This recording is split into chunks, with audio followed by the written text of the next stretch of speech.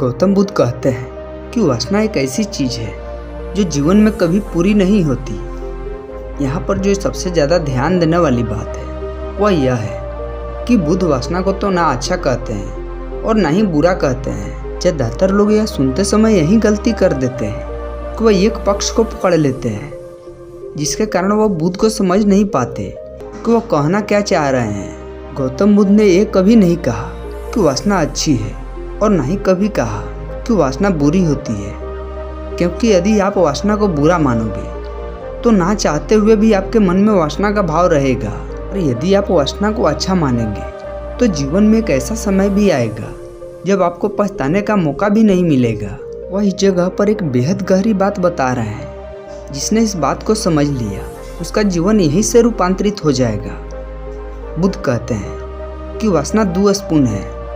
वासना एक ऐसा बर्तन है जिसे यदि आप पूरा जीवन भी लगातार भरते रहोगे तब भी वह खाली का खाली ही रहेगा। अब यह सवाल आता है कि तब क्या किया जाए, वासना को भोगा जाए या फिर उसको त्यागा जाए। तो इस सवाल का उत्तर है कि ना तो वासना को भोगा जाए और ना ही वासनाओं का त्याग किया जाए, केवल जीवन में जागा जाए। आइए इसको थोड़ा विस्तार से समझते हैं। जिस चेतना के साथ आप किसी वासना को पूरा करने में लगे हैं, उसी चेतना के साथ आप किसी वासना को त्याग नहीं सकते, या उस वासना से आप ऊपर नहीं उठ सकते। उदाहरण के लिए मान लीजिए यदि किसी व्यक्ति के भीतर अश्लीलता चलती रहती है, हर समय केवल अश्लील विचारों से ग्रसित रहता है। अब यदि वह किसी को सुनने के बाद यह बात सोचता है कि वह काम वासना को त्याग देगा, तो यह संभव नहीं है, क्योंकि जिस चेतना में उसने कोई आदत विकसित कर ली है, उस चेतना में उस आदत को छोड़ नहीं सकता या उससे ऊपर नहीं उठ सकता।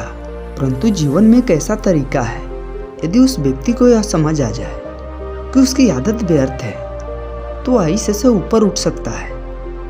आइए इसको एक सरल तरीके से समझते हैं। बुद्ध के जीवन की एक घटना है। एक बार एक व्यक्ति गौतम बुद्ध के पास जाता है और उनसे कहता है, तथागत, मैंने अपने जीवन में हर कदम पर ऐसा काम किया है जिससे मुझे लगता है कि इससे मुझे खुशी मिलेगी, और खुशी मिली भी है, लेकिन वह खुशी थोड़े समय के लिए मिली है। मैं अपनी सभी वासनाओं को पूरा करता रहा, अपनी काम वासना में लिप्त रहा, लेकिन फिर भी ना जाने क्यों अभी भी मेरे भीतर खालीपन सा है। कुछ ऐसा है जो अभी भी अधूरा है। मुझे यह तो समझ आ गया है कि जिन चीज़ों के पीछे मैं भाग रहा था वह व्यर्थ है, वह मेरे भीतर कमी को पूरा नहीं कर सकती है। परंतु मुझे समझ नहीं आ रहा कि मैं इस खालीपन को कैसे भरूं। तब बुद्ध कहते हैं कि तुमने बाहर तो बहुत कुछ खोज लिया है, अब जरा भीतर की ओर मुड़ जाओ। अब वह व्यक्ति कहता है कि अपने भीतर की ओर कैसे मुड़ा जाता है? भीतर की ओर जाने के लिए मुझे अपने जीवन में क्या करना होगा? तब गौतम बुद्ध कहते हैं कि पहली शर्त यही है कि तुम यह समझ जाओ कि तुम्हारे भीतर जो भी आदतें हैं वो आपके जीवन के लिए व्यर्थ है। अब गौतम बुद्ध कहते हैं कि पहली शर्त यह है कि तुम यह समझ जाओ कि तुम्हारे भीतर जो भी आदतें हैं वो आपके जीवन के लिए व्यर्थ है। दूसरी शर्त यह है कि तुम समझ जाओ कि तुम्हारे पास जो जीवन है केवल इसी क्षण है। अगले क्षण यह जीवन होगा या नहीं होगा यह कोई निश्चित नहीं है। इसलिए इस बात को स्वीकार कर लो कि जीवन इसी क्षण है, जो भी करना है अभी ही करना है। तीसरी शर्त यह है कि ध्यान से इन तीनों शर्तों को सुन लो और इनको स्वीकार कर लो। जब तुम इन तीनों शर्तों को स्वीकार कर लोगे तो तुम्हारे भीतर जीवन की यात्रा शुरू हो जाएगी। परंतु हम आपसे यह नहीं कह रहे हैं कि आप अपनी वासनाओं को त्याग दो, क्योंकि वासना का अर्थ केवल काम वासना नहीं होता है। वासना का अर्थ है इच्छा।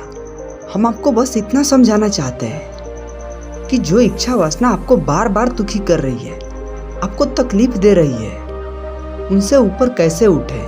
तो इसके लिए आपको कुछ सूत्र दिए गए हैं, जैसे कि अपनी चेतना को बढ़ाएं।